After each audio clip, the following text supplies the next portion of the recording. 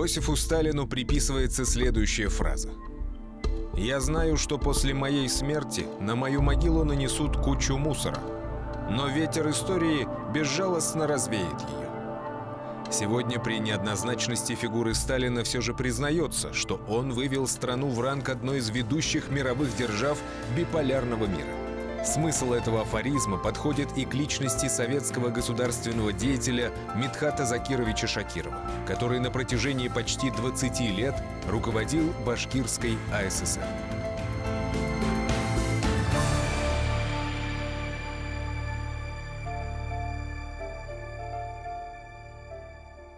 Шел 1987 год. В стране победившего социализма набирала силу перестройка.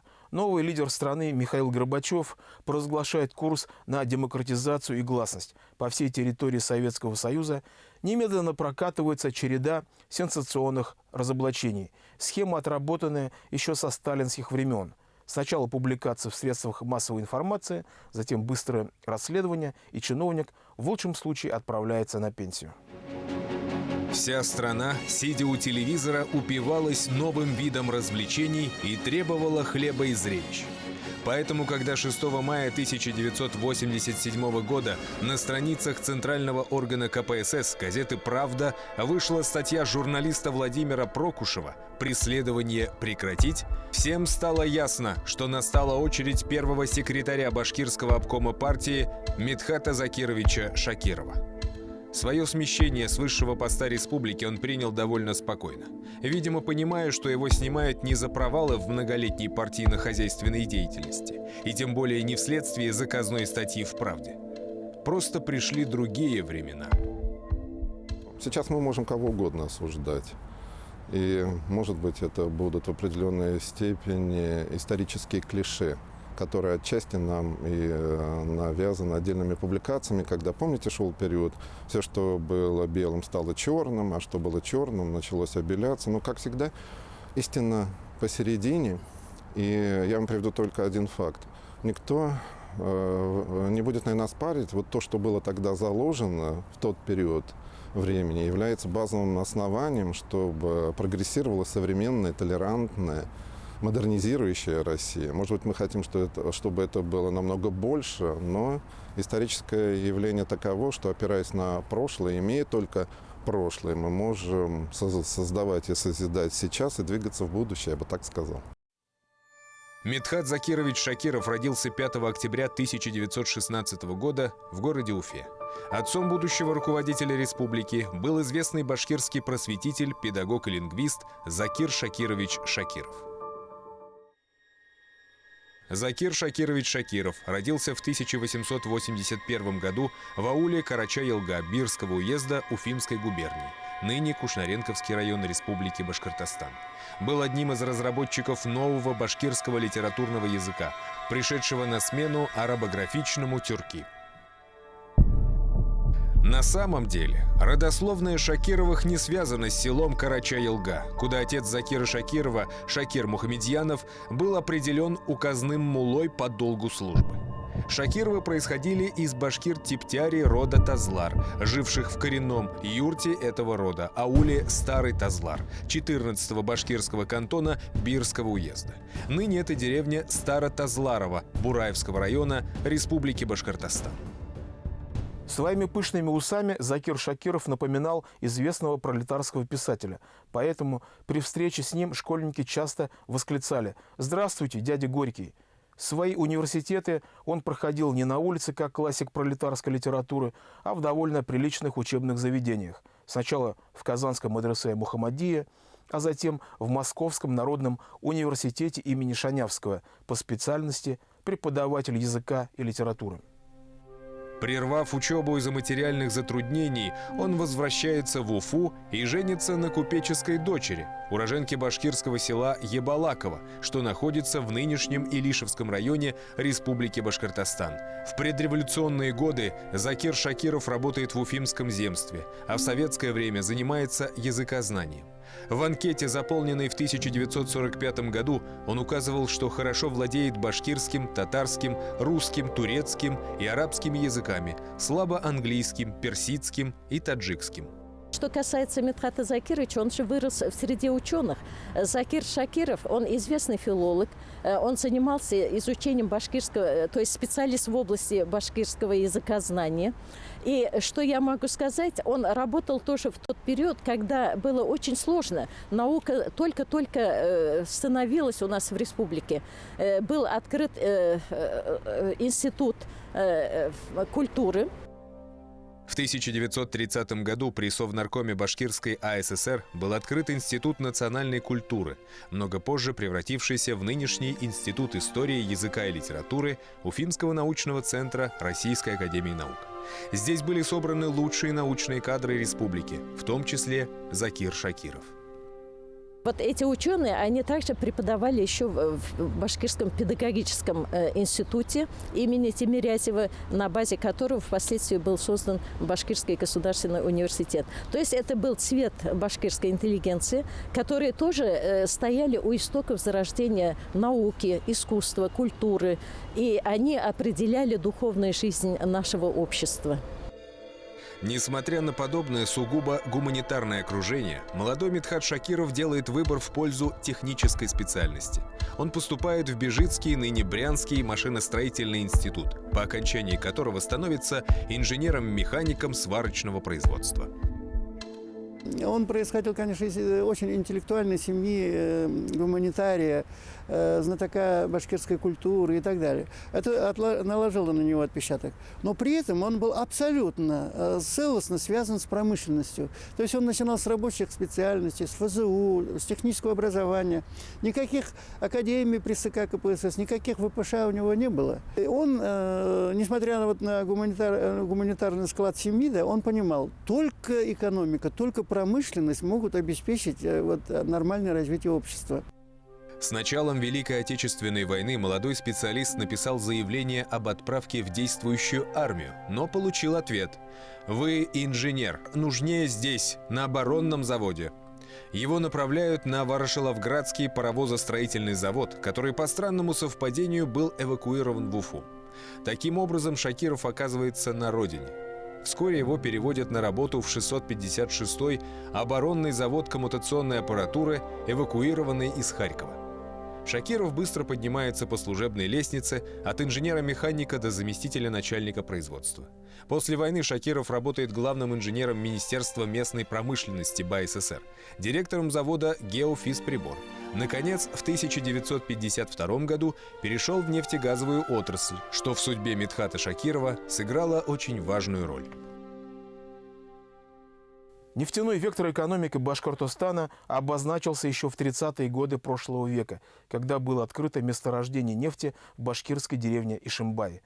Во время Великой Отечественной войны, когда наступление гитлеровских армий грозило отсечением промышленности Советского Союза от нефтеносных районов Кавказа, именно Башкирский край получил эпитет второго Баку. Каждый третий танковый и авиационный двигатель советской армии питался башкирским топливом.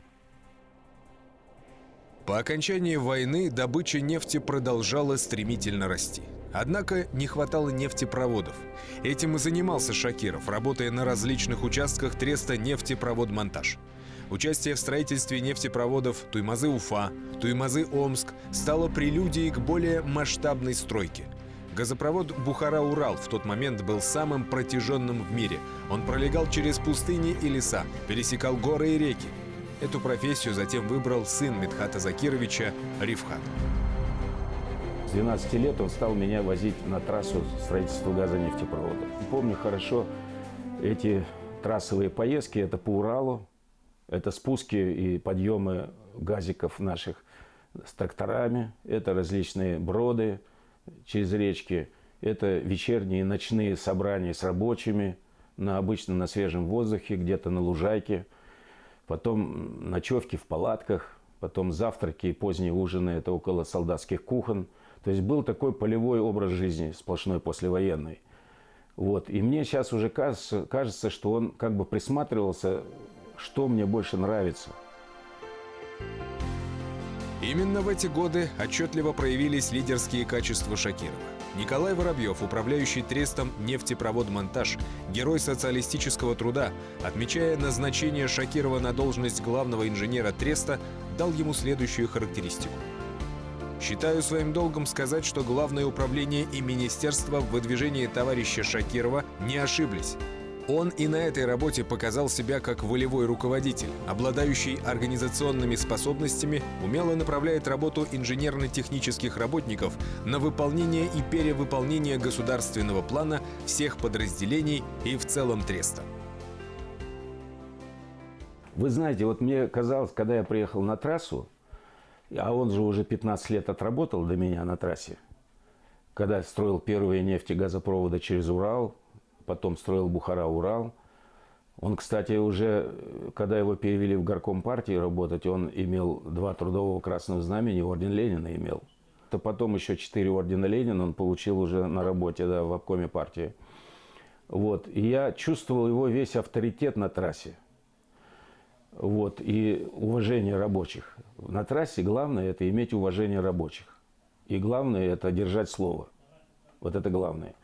И рабочие именно были и говорили о нем, что он человек трезвый, очень тихо всегда говорил, никогда не матерился, не курил он вообще никогда, держал всегда свое слово. Вот, и бился за человека до последнего, если человек попадал в беду. В ноябре 1963 года Мидхат Шакиров был избран первым секретарем Уфимского горкома КПСС. Во главе крупнейшей партийной организации республики был поставлен человек, не имевший за плечами опыта номенклатурной работы. Зато производственного опыта было хоть отбавляй. Видимо, это и определило направление его деятельности на новом посту. Дело в том, что партийные бонзы не справлялись с ведением хозяйства огромного промышленного города. Поэтому выбор тогдашнего первого секретаря башкирского обкома Зии Нуриевича Нуриева пал именно на Шакирова. Зия Нуриевич Нуриев родился в 1915 году в деревне Верхняя Лачентау, нынешнего Бирского района Республики Башкортостан. Первый секретарь башкирского обкома КПСС в 1957-1969 годах, министр заготовок СССР в 1969-73 годах, заместитель председателя Совета министров СССР в 1973-85 годах. Управленческий опыт, приобретенный при строительстве трубопроводов, когда требовалась слаженная работа всего коллектива и различных служб в экстремальных условиях, стал залогом его успехов и в качестве главы города.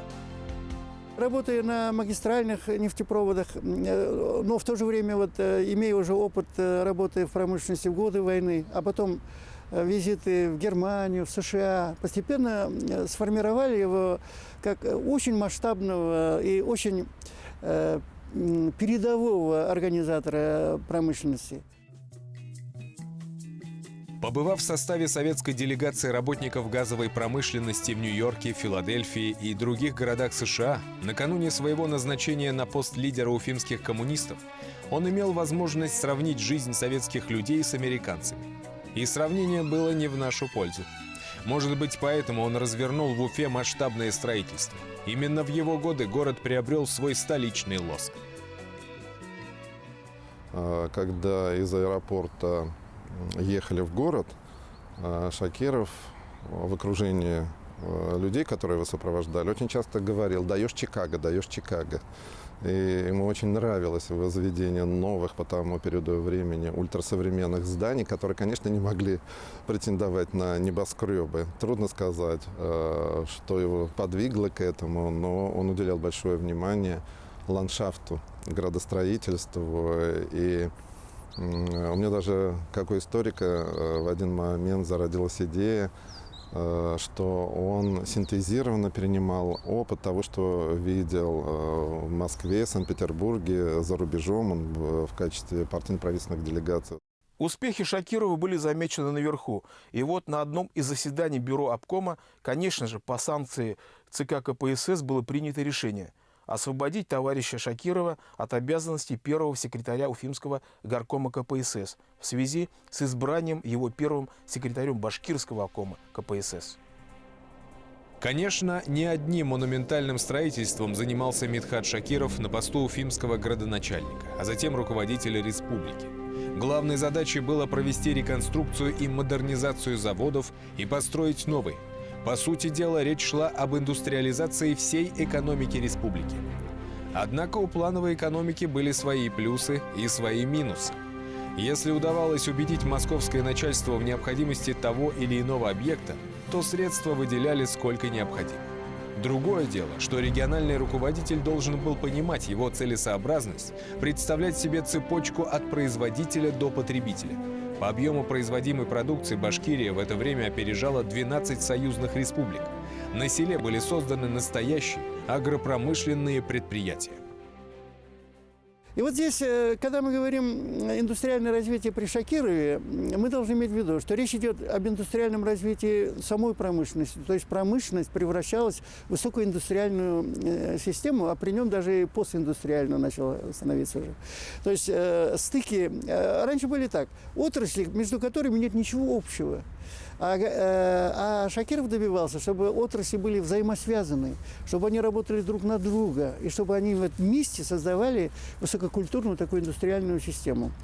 Дальше комплексное развитие территории. Это вот его детище. И дальше, значит, формирование крупных промышленно-территориальных узлов. Это его детище. Шакировское время было временем пышного расцвета культуры. Строились театры, творили писатели, художники и композиторы, поскольку по умолчанию считалось, что каждая республика должна иметь собственное высокое искусство, чтобы достойно представлять национальный колорит всех народов Советского Союза. Развивалась наука, вузовская и академическая. В его период я работала инструктором отдела науки и учебных заведений Башкирского обкома КПСС, и я курировала науку и высшие учебные заведения в нашей республике. И в этот период действительно какие были личности, какие кадры. Это Рафат Рахматуллович Мавлютов, это Александр Иванович Спивак, это Рагиб Насреддинович Гюмаев. Это был такой ректорский корпус, который буквально горы сворачивали на ниве образования. И вот этому периоду мы обязаны тем, что наши вузы даже сейчас являются ведущими вузами не только нашей страны, но и котируются за рубежом. Являясь руководителем высокого ранга, он, как рассказывают, был довольно прост в общении. К нему запросто можно было зайти на прием и даже увидеть идущим пешком по городу. Вы знаете, они были по большому счету трудоголиками. И для них не было первичным собственное «я». Они не были индивидуалистами, которые работали исключительно, например, только на свои интересы. Приоритет был сдвинут в область достижения конкретных результатов, которые бы способствовали развитию общественного блага. Но вы не подумайте, что я обеляю социализм. Здесь нужно сделать одну оговорку. Все это делается в рамках того социалистического формата плановой экономики и тех возможностей, которые открывались. Однако за внешней мягкостью Шакирова скрывалась железная воля, когда речь шла о реализации принятых решений и задач. Еще в 1961 году, выступая на 22-м съезде КПСС, Хрущев заявил, что в Советском Союзе сложилась новая историческая общность людей различных национальностей, имеющих общие характерные черты советский народ. Взятый Хрущевым курс на ассимиляцию малых народов Советского Союза выразился в резком сокращении числа национальных школ, особенно в городах и крупных населенных пунктах с полиэтничным населением. Никита Сергеевич Хрущев, первый секретарь ЦК КПСС в 1953-64 годах. На 20-м съезде партии разоблачил культ личности Сталина. Период его правления часто называют оттепелью, однако в целом реформы Хрущева были неудачными. В условиях Башкирской АССР непростая проблема национального образования накладывалась на еще большую сложную проблему, уходившую корнями в 1918 год. Тогда татарские буржуазные националисты провозгласили штат Идель-Урал. Когда эта попытка с треском провалилась, за дело взялись татарские национал-коммунисты. Они предложили Сталину проект Татаро-Башкирской республики. Однако и он потерпел полное фиаско. Тем не менее, остались его поборники, проникшие в госаппарат и учреждения Башкирской АССР и незаметно продолжавшие свое дело. 22 района, башкирские районы, в эти районы был введен татарский язык. Был введен татарский язык в свое время. Где-то в 30-е годы, 35-е годы ввели татарский язык вместо башкирского языка. Нашу интеллигенцию посадили, расстреляли. У нас кадров не было. Говорить боялись, потому что слово не скажи, сразу в тюрьму и расстрел. И таким образом нашу интеллигенцию кончали и ввели татарский язык. Все башкирские районы, Балтачевский район, Колой-Балтасовтың районы, шунда ишлеген Колой-Балтасов, это же башкирский район, Кушнаренковский башкирский, Чешминский башкирский район. Понимая, на родине его предков идет процесс ассимиляции башкирского населения, Мидхат Шакиров решается на очень серьезный шаг. Вводит в школах северо-запада Башкортостана башкирский язык. У меня шофер был, Чекмагушевский. Говорит, я башкир, говорит на татарском языке. Вот таким образом отатарзили все эти районы. В 22 районах при Мидхат Закировиче ввели башкирский язык. В чем была ошибка? Мидхат Закирович сам не вводит башкирский язык в районах, не ходит же, а это Министерство просвещения делало. И очень неразборчиво ввели башкирский язык в школы, где были и татары, и башкиры, и удмурты, и прочее. Во многих районах, например, Илишевском, дело пошло очень хорошо. Однако в некоторых других отмечалась негативная реакция, вызванная с одной стороны непониманием сути происходящего, а с другой недовольством учительского корпуса, вынужденного либо переучиваться, либо переходить на работу в другие школы. Мидхат Закирович мне сказал, держи крепко башкирский язык, писать будут, пишут, держи башкирский язык, не отпускай. Буквально так сказал. И когда Мидхат Закирович ушел, Хабибуллин пришел, пришли к нему ученые татарские и объяснили. Хабибуллин одним росчерком пера все уничтожил. Башкирский язык перестали изучать. Вот таким образом он кончал башкирский язык. Хабибуллин, он, конечно, не был готовым руководителем, откуда-то его из Москвы, что ли, привели, но хотя он в Башкирии родился, по-моему. Но он очень был далек от просвещения, очень был далек. Аравмер Хасанович Хабибуллин родился в 1933 году в селе Чекмагуш, БССР. По национальности башкир. В 1972-1977 годах заместитель начальника производственного объединения «Татнефть». В 1977-88 годах генеральный директор производственного объединения «Пермнефть». В 1987-1990 годах первый секретарь башкирского обкома КПСС. С высоты сегодняшнего дня можно сказать, что главной причиной отмены преподавания башкирского языка в качестве родного в школах северо-западных районов Башкортостана стала слабая организационная подготовка и, самое главное, плохое информационное сопровождение данного мероприятия. Абсолютно не проводилась разъяснительная работа среди населения, во время которой нужно было широко использовать архивные документы, проливающие свет на историю сел и деревень Башкортостана. Нередко со стороны пишущей братьев в адрес Мидхата Шакирова сыплются обвинения в авторитарности и преследовании политических соперников. Да, конечно, все это было, но ведь нельзя скидывать со счетов духа той эпохи. В то время подобный стиль решения аппаратных и иных проблем был обычной практикой. В этом отношении Шакиров не был жестче других областных секретарей, но гораздо успешнее их в плане социально-экономических преобразований в веренной ему территории. Другой упрек, обычно озвучивающийся по отношению к нему, касается отставания социальной сферы республики от ее гипертрофированного индустриального роста. У всех на памяти очереди за колбасой, а также рейды жителей Башкирии в Москву за продовольствием. В отличие от российских автономий, союзные республики снабжались на порядок выше, не говоря уже о Москве и Ленинграде. Это и было своего рода миной замедленного действия. То есть ранжировать народы, народ-капитан, народ-лейтенант, народ-майор, да, или там республика генерала, республика полковника, республика подполковник, это была принципиальная ошибка. Вот. И именно вот непродуманность этих вопросов, да, вот при создании, Ленин создавал вот многонациональные государства, импровизируя, да, без глубокой проработки экономических, юридических, социальных моментов.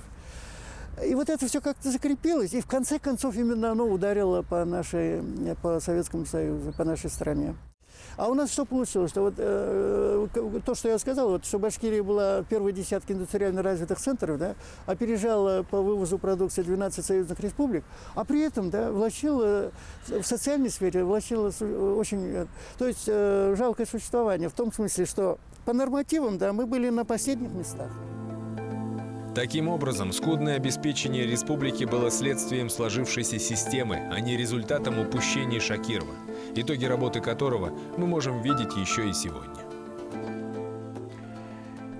Мое мнение такое, что первое и главное – это заводы. Больше 25 машиностроительных заводов построено за 20 лет. Я беру срок 20 лет. Больше 25 машиностроительных заводов, такие как, например, завод вертолетов Кумертау. Это огромный большой завод. Это завод в Белорецке тракторных пружин и электроинструмента. И там еще кое-что, что связано с оборонной промышленностью. Это заводы в Салавате, по Салават нефтеоргсинтез. Там пускали огромные цеха, огромное производство пускали. В 1987 году Мидхат Закирович Шакиров был освобожден от занимаемой должности. Наступали другие времена. Генеральный секретарь КПСС Михаил Горбачев убирал руководителей, которые не понимали его идеи о так называемом «новом мышлении», которые в конечном итоге вылились в обыкновенный популизм. А Шакиров не был популистом. Мидхат Закирович сам очень коротко оценил результаты своего труда. Ну, он мог бы и обижаться, и вправе, возможно, было обижаться на то, что вот так как-то грубо с ним обошлись в конце его, ну, такого трудового пути. Но он не обижался, а как-то с пониманием ко всему этому отнесся, что это как погода, на это невозможно обижаться, на этот кризис, да. Но он сказал: все крупное, что построено вот за годы советской власти, на 90% построено в годы моего руководства, он сказал, при мне. Итак, что стало причиной падения Мидхата Шакирова? Конечно же, не статья журналиста Прокушева, объявленного затем демшизой, сокрушителем Шакирова, и даже не бесконечные жалобы татарской общественности в ЦК КПСС. Статья была лишь предлогом для операции по его смещению. Ну а для жалоб всегда имеется жалобная книга.